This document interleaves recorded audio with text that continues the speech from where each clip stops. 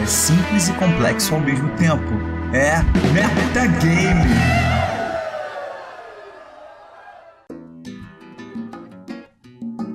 Fala galera, beleza? Eu sou o Leonardo Couto, Azargatti, e a gente está começando o primeiro Metagame. Friozinho na barriga, mas vamos lá.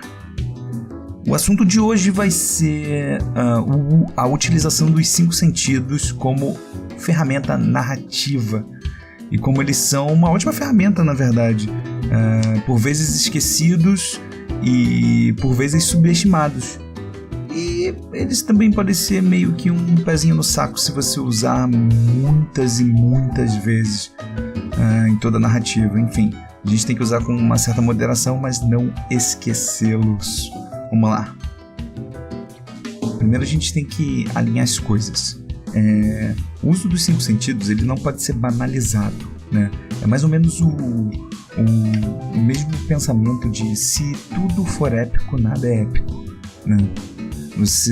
Creio eu que você não precisa e nem é necessário que você faça uma narrativa extremamente densa em todos os momentos, até porque vai ficar um saco, vai parecer um audiobook na sua mesa.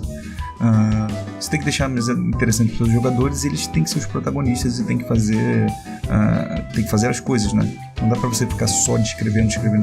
Porém, o uso dos 5 sentidos é excelente para você pontuar, e de vez em quando, ou quase sempre, você entrega meio que umas dicas indiretas ali do que está acontecendo, ou do que está por trás, do que parece ser aquilo.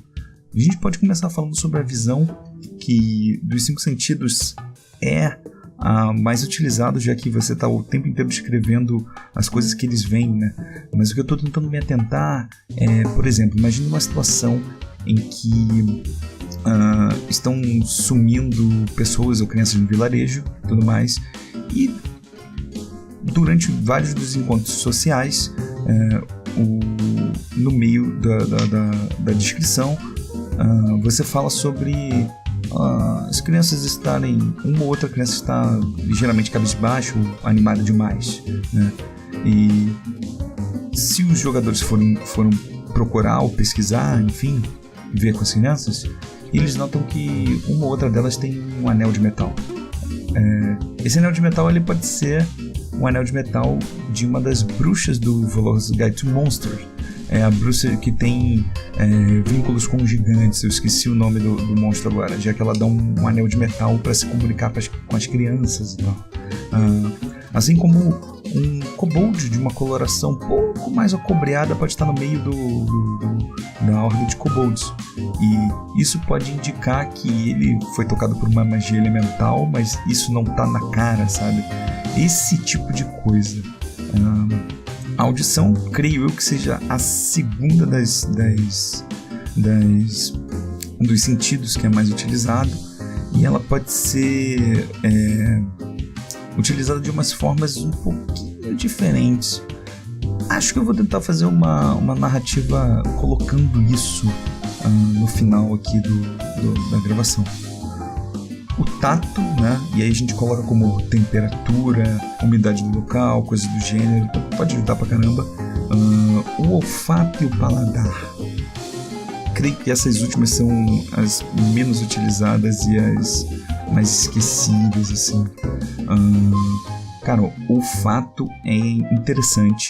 Eu dei um exemplo, foi na semana passada, que imagina que você está descrevendo que os jogadores estão numa floresta gelada no norte extremo e tudo mais, e no meio da explicação de como é que é o lugar e tal, você indica que há um certo cheiro doce no ar, e conforme eles vão andando pelo meio da floresta gelada, esse cheiro ligeiramente doce fica talvez um pouco azedo, e isso é uma dica indireta que uma vinha viva ou uma outra planta que tem a ver com mortos-vivos, ou uma planta carnívora, enfim, ela pode ser um possível encontro nesse local, sabe? Igualmente com o paladar, eu gosto de usar o paladar também quando tem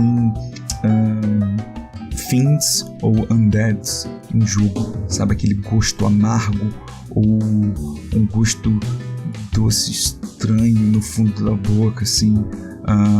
Até porque, se eu não me engano, o Paladino, no quinta edição do D&D, na descrição do Divine Sense, né, o senso divino, o sentido divino, ele indica que o Paladino pode, mesmo não usando esse feature, ele, quando está perto ou sente que tem algo profano ou morto-vivo, ele pode sentir um cheiro meio ruim ou um amargo na boca, com coisas sagradas e tudo mais. Ele pode sentir um cheiro doce ou ouvir sinos, esse tipo de coisa.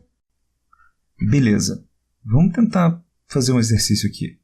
Imagina que um grupo de aventureiros, sei lá, 4 aventureiros, acabou de voltar para a cidade depois de uma quest bem sucedida, e eles já são aventureiros na campanha há um tempo, já tem, além de ter vilões para enfrentar, ou coisas que eles precisam pegar, conquistar em dungeon e tudo mais, eles também têm inimizades, eles também têm, também pode ter aqueles, um pique meio anti-herói, né?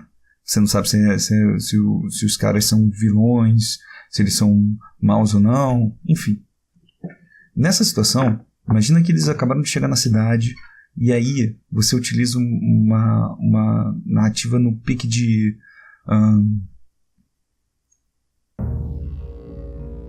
Vocês chegaram à noite em Velen. As ruas estão meio vazias, mas logo mais à frente vocês enxergam que a iluminação da taverna está ao pico. Se aproximando um pouco, o som de alaúdes e tambores já deixam claro que a taverna está cheia, até porque a este ponto do inverno vocês sentem muito bem que o frio está ficando um pouco incômodo. Na taverna em si, gritaria, confusão, aquela confusão de uma taverna à noite numa cidade grande. O cheiro de fazão pronto, a cerveja, os galões de hidromel, é tudo maravilhoso. E esse fato negligencia o chão sujo, as poças de lama, os candelabros enferrujados, as portas que rangem, ainda em vida das pessoas.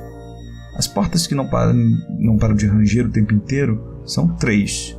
A da entrada, uma que está na escada logo à frente e uma que parece ser a cozinha.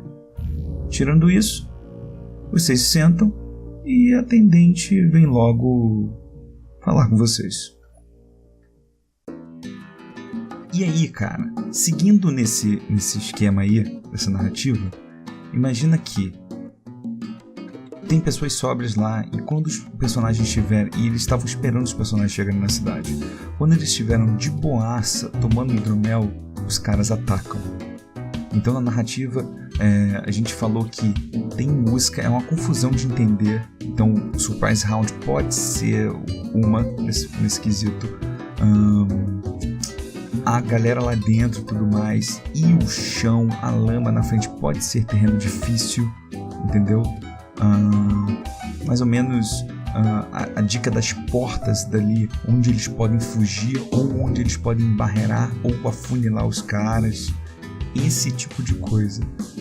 Atente-se que nessa narrativa eu previ elementos que podem ser utilizados como uma dica para eles. Óbvio que se eles perguntarem mais uma vez, são quantas portas mesmo? Você vai falar e tudo mais. Mas com certa sinergia, seu grupo sabe, quanto mais você vai jogando, mais você está alinhado, a galera vai deixar a narrativa aí e vai. Quando chegar o primeiro cara e tentar atacar, eles vão tentar correr, ou vai tentar jogar a mesa em cima, ou vai tentar, sei lá, pegar o fazão assado e usar ele de alguma forma, ou correr para a escada, para a porta de cima. Eles vão utilizar alguns dos elementos, entendeu? O próprio mago do grupo pode utilizar o flavor de ter o chão meio sujo ali para ter a ideia de conjurar um grease e atrasar a galera e tudo mais. Sempre ajudando sempre auxiliando. Pensa em auxiliar os jogadores. É aquela dica meio indireta na tramóia ali da descrição, né? Quando eu tô falando de narrativa, eu tô falando de descrição. E lembre-se, você está mestrando para seus jogadores, não para você. Lembre-se de utilizar isso como ferramenta da sua narração para eles, ok? Ao mais, guys. Esse é o primeiro metagame. Obrigado por ouvirem. Um beijo e até semana que vem.